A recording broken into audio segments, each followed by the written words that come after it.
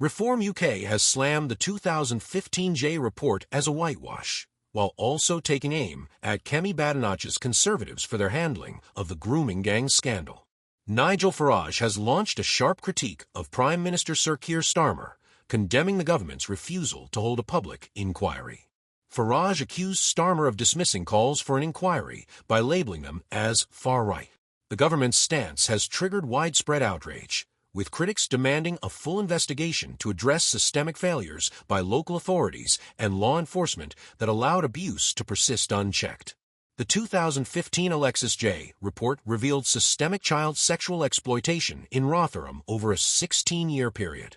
However, figures like Farage argue it fell short of holding those in power accountable or addressing the broader issues.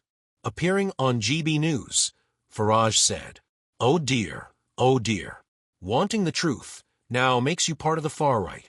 Kemi Badenoch's party is pushing for an inquiry, but the Conservative government previously avoided one." Farage went on to criticize the J report, saying, "It only examined 6 towns and cities, ignoring dozens more. Grooming was just one part of the problem.